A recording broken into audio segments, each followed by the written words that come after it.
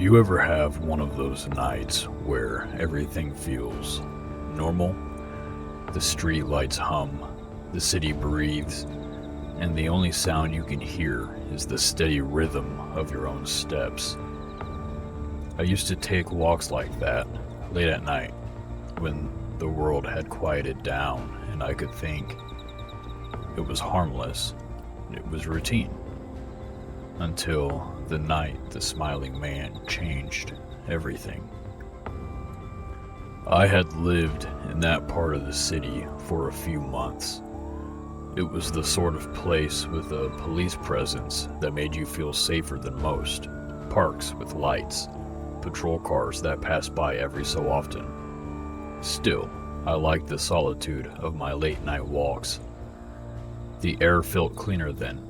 The streetlights cast shallow pools of light, and in between them, the world breathed in shadow. I remember the exact night, Wednesday, just past 1 a.m. The city was asleep enough for you to notice the small things. The flutter of a loose poster, the whisper of wind against a brick wall. I don't remember being scared as I walked. I wasn't even thinking about danger. I was thinking about nothing in particular.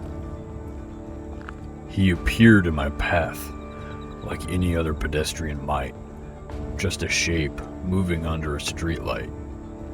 At first, he didn't seem odd. Tall, maybe a little too thin, but that's not what made me pause. It was his face. He had a smile that didn't fit the rest of him. Wide, fixed, as if carved into him.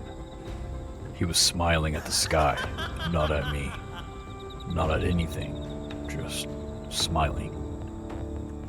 I slowed down. He wasn't doing anything, no phone, no bag, but there was something small and deliberate in his posture, like a puppet waiting for a cue.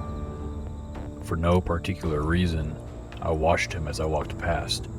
He didn't look at me. He kept that ridiculous smile up, eyes unblinking, head tipped back an inch to watch the clouds between the streetlight pools.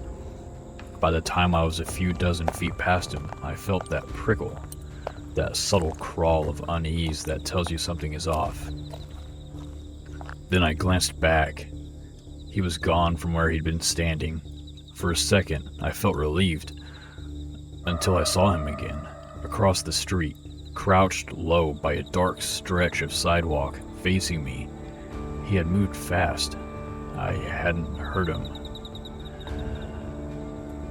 I froze. I tell myself I should have left then, run back home, call someone, anything. But I stood there. There's a paralyzing, ridiculous moment where your brain misfires, and you think you can outweigh danger by doing nothing. He didn't approach slowly. He gave these odd, almost cartoonish tiptoe steps. Huge, exaggerated, like someone pretending to be sneaking around in a child's game. Except there was nothing funny about it. He was moving fast and he was coming toward me. He stopped a car length away. He kept smiling at the sky, at nothing, at me.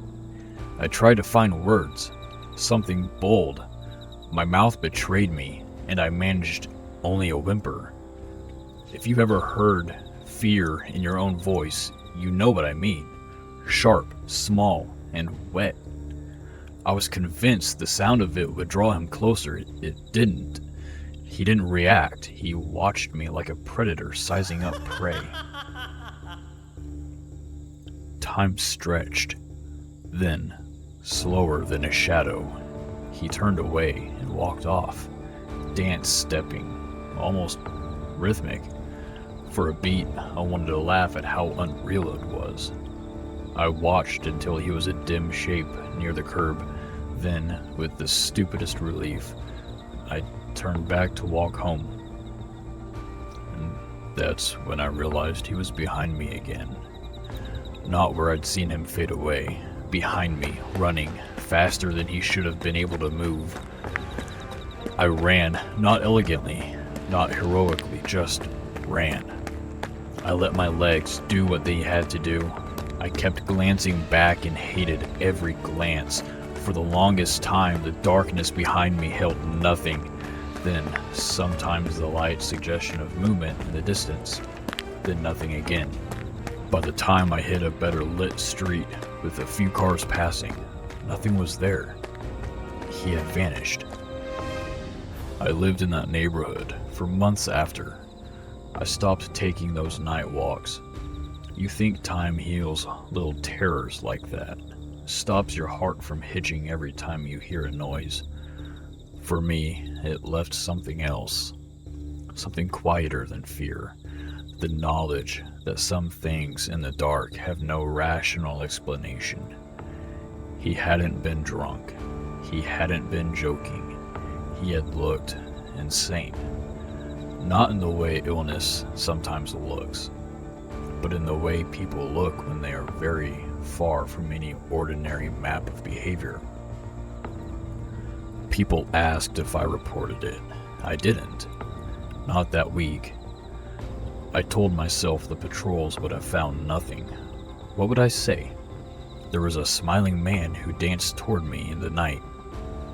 To the police, that sounds like nonsense, and yet you never forget the shape of someone smiling like they are not part of the world that you know. Here's the worst part. You don't always have a tidy ending. There was no confrontation, no final chase, no resolution. Just an image that sneaks into your mind and sits there. A smile that doesn't belong on anyone's face.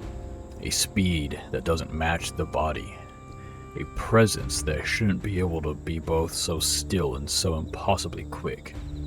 That combination, familiar human shape with impossible behavior, is what keeps the memory alive. So if you're out walking late, watch the puddles of light between the lamps. Watch how people stand in them. Watch where they look when they smile. And if someone smiles at the sky with a grin that feels fixed, walk faster. This retelling was based on a post from our LetsNotMeet, originally shared by user Blue Title. If you like this story and want more like it, say so in the comments. Tell me your late night encounters, and I'll pick one to narrate next. Don't forget to like and subscribe if you want more true night terrors, and hit the bell so you don't miss when I post the next one. Sleep well, if you can.